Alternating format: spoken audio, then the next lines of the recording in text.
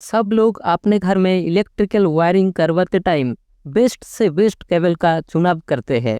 Branded company का MCV और main switch लगवाते हैं। बिजली के शॉक से बचने के लिए अच्छे क्वालिटी का स्विच सॉकेट का भी इस्तेमाल करते हैं। लेकिन क्या आप अपने वायरिंग में आरसीसीबी का इस्तेमाल करते हैं? अगर नहीं, तो आपका बेस्ट क्वालिटी का एमसीवी, स्विच सॉकेट, अर्थिंग सब कुछ बेकार है, क्योंकि कभी भी फ्यूज या एमसीबी आपको बिजली का शॉक लगने से नहीं बचा सकता।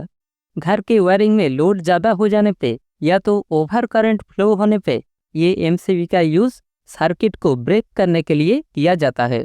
लेकिन अगर वायरिंग का कोई फॉल्टी वायर कहीं पे टच हो जाए या तो किसी को इलेक्ट्रिकल शॉक लग जाए, तो उस टाइम ये एमसीबी कुछ नहीं कर सकता।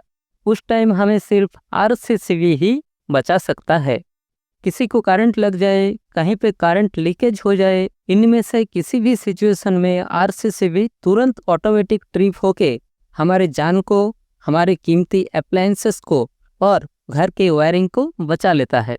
ये इतना जल्दी काम करता है कि जैसे ही आपको करंट लगना शुरू होगा तब तक आरसीबी ट्रिप हो चुका होता है। घर के इलेक्ट्रिकल सिस्टम में जितना करंट फेज वायर में से लोड तक जाता है, उतना ही करंट न्यूट्रल वायर में से रिवर्स होता है। आरसीसीबी हर वक्त इन दोनों करंट को मैच करता रहता है। जब तक दोनों करंट इक्वल रहता है तब तक आरसीबी कोई भी हरकत नहीं करता।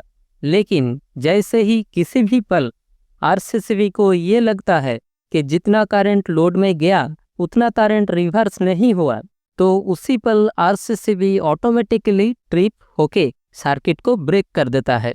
ये जो लोड करंट और रिवर्स करंट का डिफरेंस होता है वो किसी भी वजह से हो सकता है। जैसे कि हमारे घर के वायरिंग का फॉल्टी वायर कहीं पे टच हो गया, मतलब कहीं पे करंट लीकेज हुआ, तो वो करंट आरसीसीबी तक वापस नहीं जाता। या तो किसी भी अप्लायंसेस का बॉडी अर्थ हो जाए तो वो करंट भी अर्थिंग के थ्रू अर्थ में चला जाता है, आरसीसीबी तक वापस नहीं आता। या तो फिर अगर किसी के शरीर में करंट लग जाए तो वो करंट अर्थ में चला जाता है, वो भी आरसीसीबी तक वापस नहीं आता। इन सारे सिचुएशन में आरसीसीबी हमें बचा लेता है, जो एमसीबी नहीं कर सकता। घर में आरसीसीबी ना होने पे आप लीकेज करंट का पता नहीं लगा सकते और उस लीकेज करंट का बिल भी आपको ही देना पड़ता है।